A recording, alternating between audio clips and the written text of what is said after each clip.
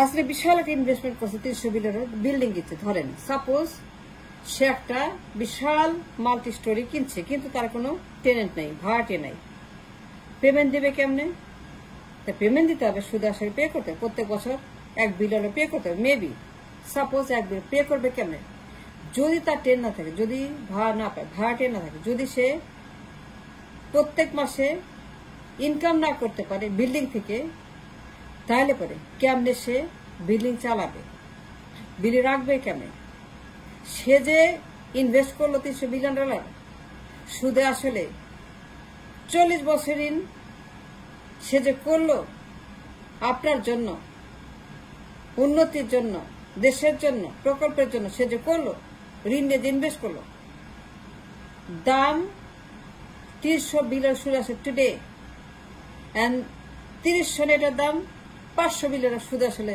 বেড়ে কিন্তু question is not the ঋণ but how to pay it back how can you pay it back how she can pay it back সে ঋণ নিছে কিন্তু সে তো চিন্তা করে পে করতে হবে করছে চিন্তা করলে পরে তার তো পেমেন্ট থাকতো তার তো কিস্তি থাকতো তার তো টেনেন্ট থাকতো তার তো ইনকাম থাকতো তার তো প্রত্যেক মাসে মর্গেজ দেওয়ার মতো শোধ করার মতো ব্যাংক তো ঋণ দিছে তাকে ব্যবসা করার জন্য সবাই ঋণ দিছে চীন Japan Russia India Europe America বিশ্বব্যাংক এডিবি জায়গা IMF দক্ষিণ কোরিয়া অস্ট্রেলিয়া কানাডা মধ্যপ্রাচ্য ঋণ কে দেয় নাই ঋণ কে দেয় নাই বলেন ঋণ কে দেয় নাই তার তো দুনিয়ার ঋণ দুনিয়ার ভাতা তার ভাতার কতগুলো দেখছেন চীনে তার ভাতা ইন্ডিয়াতে তার ভাতা রাশিয়াতে ভাতা পশ্চিমে ভাতা মধ্যপ্রাচ্যে ভাতা কানাডায় ভাতা থাইল্যান্ডে ভাতা তুরস্কে ভাতা তার দুনিয়ার ভাতার তাকে ঋণ দেয় বিশ্বব্যাংক তার ভাতা এডিবি তার ভাতা জায়গা তার ভাতা IMF তার ভাতা বড় ভাতার বিশ্বব্যাংক তার বিশাল ভাতা বিশ্বব্যাংক খালি ঋণ দেয় কথায় কথা ঋণ দেয় না চাইতে দেয় যে ঋণ দেয় এত ঋণ দেয় আর সে খালি নাও না তার কোন রকম ঋণ নিয়ে চিন্তা নাই ঋণ করো ফুর্তি করো ঋণ করে কি খাও ঋণের টাকা তুমি প্রকল্প করা উন্নতি করা উন্নতির মেট্রো রেল বানাও টানেল বানাও বুলেট ট্রেন বানাও এই যে সে এত বড় বড় ইনভেস্টমেন্ট করলো বাড়ি কিনলো একটা দাম 300 বিলিয়ন তাজমহল তার চাইতে সুন্দর তাজের চাইতে সুন্দর একটা ইনভেস্টমেন্ট করছে যে মাল্টা স্টোরি স্কাই স্ক্র্যাপার ভীষণ সুন্দর দেখতে অত্যন্ত বিউটিফুল একটা ইনভেস্টমেন্ট কিন্তু তার ভাড়াটিয়া নাই তার পেমেন্ট না তার কিস্তি নাই সে চিন্তাও করে নাই সে চিন্তাও করে কিস্তি দিতে হবে কেন করে নাই কিস্তি টাকা থাকবে না কেন নাই কেন ভাড়াটিয়া নাই কেন পেমেন্ট থাকবে না কেন মর্গেজ উঠবে না কেন কেন সে পে করতে পারবে না সে তো ইনভেস্ট করছে কেউ জিজ্ঞেস করছেন এনিবডি আস 1% একজন পলিটিশিয়ান সাংবাদিক অর্থনীতিবিদ একজন আমজনতা কেউ জিজ্ঞেস করছে তাকে তুমি যে ঋণটা নিলা কিস্তি দিবা কোত্থেকে এত বড় ইনভেস্টমেন্ট 300 বিলিয়ন তুমি সুদে আসলে এত ইনভেস্টমেন্ট এত তোমার উন্নতি প্রকল্প এত মেট্রো রেল এত টানেল এত সেতু এত উড়াল সেতু এত পাতাল সেতু এত বুলেট ট্রেন এত তোমার এক্সপ্রেসওয়ে তুমি এত উন্নতি করতেছ তুমি কথায় কত উন্নতি করো তুমি দিন রাত উন্নতি করো তুমি খালি খরচ করো তুমি খালি এখান থেকে খরচ করো একনেক থেকে বিশ্বব্যাংক এডিবি জায়গা IMF তোমার ঋণের কোর্স শেষ কিন্তু তুমি পে করবা কোত্থেকে এখন সে ঋণ রেখে গেল আপনার জন্য 300 বিলিয়ন তার তো ভাড়াটিয়া নাই টু পে দ্য ঋণ পে করবে কে এখন চিন্তা করছেন যে ঋণ এখন বর্তমানে স্ট্যান্ডিং আউটস্ট্যান্ডিং ঋণ সে তো সই করছে সে তো বলছে I sign I am going to pay it back সে তো বন্ডে পে করবে না she signed the loan herself সে বলছে পে করবে I guarantee the loan give me the loan I'll pay the loan সে বলছে give me the money বিশ্বব্যাংকে বলছে give me the money ADB জায়গা জাপান মেট্রো রেল এক্সপ্রেসওয়ে সেতু পদ্মা সেতু চীনকে বসে ঋণ দাও, ইন্ডিয়াকে বসে ঋণ দাও, উন্নতি করব, ইনভেস্টমেন্ট করব, সিঙ্গাপুর বানাবো, মালয়েশিয়া বানাবো, ইউরোপ বানাবো, আমেরিকা বানাবো, কানাডা বানাবো। সে তো বসে ঋণ দিছে। কি যখন সে ঋণ দিছে জিজ্ঞেস করছেন পে করবে কোথা থেকে? তার তো ভাড়াটিয়া নাই, তার তো পেমেন্ট নাই, তার তো মর্গেজ দেওয়ার টাকা নাই, তার কিস্তির টাকা নাই। তার কিস্তির টাকা আছে, বলেন কিস্তির টাকা আছে? দেখান তো আমাকে।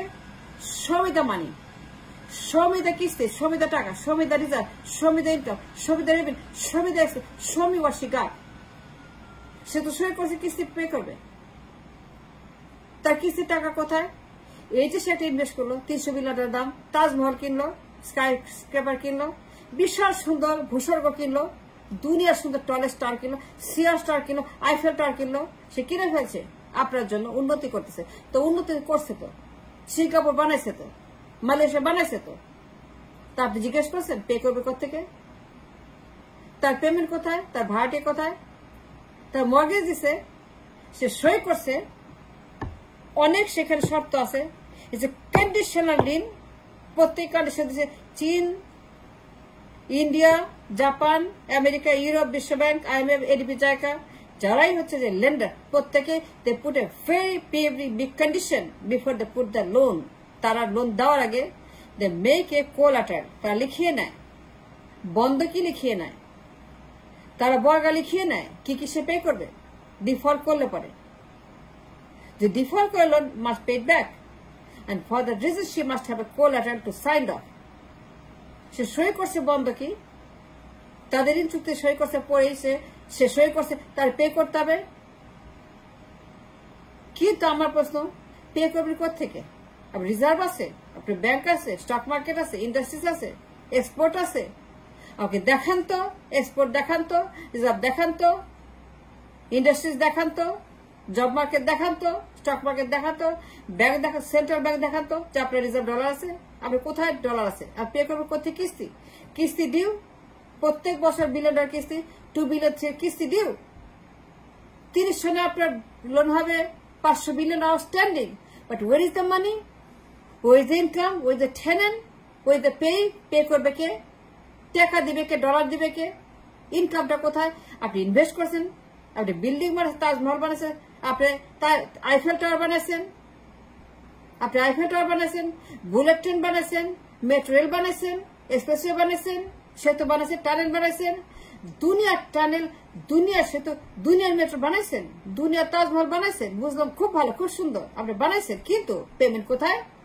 টেনেন্ট কোথায়? ইনকাম কোথায়? এক্সপোর্ট কোথায়? রেভিনিউ কোথায়? ডলার কোথায়? রিজার্ভ কোথায়? আমাকে দেখান তো। পে করবে কোথায়? কন্ডিশনাল লোন, সিলেট নিয়ে যাবে, চট্টগ্রাম নেবে, বন্দর নেবে, জলস্থল নদী নিয়ে যাবে, কয়লা নেবে, তেল নেবে, গ্যাস নেবে, সমুদ্র নিয়ে যাবে, পায়রা নেবে, মাতার বাড়ি নেবে, নারায়ণগঞ্জে নিয়ে যাবে। সে তো সই করছে কোলাটারাল, বন্ধকি, লিন দিছে যে যদি পে করতে না পারে তাহলে পরে তারা সেগুলো নিয়ে যাবে। তো মাই কোয়েশ্চেন ইজ নাও দেন, পালাইতে দিলেন কেন? Why did you let her flee the country?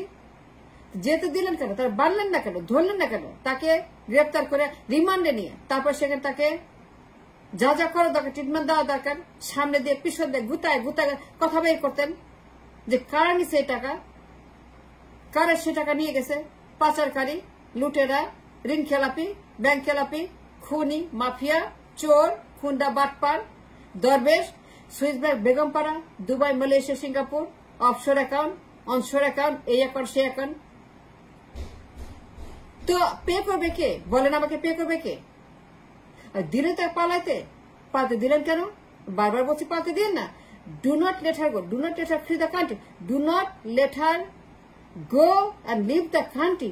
সে তো পালাই গেছে, খবর তো পাবেন না। খবর কে দিবে?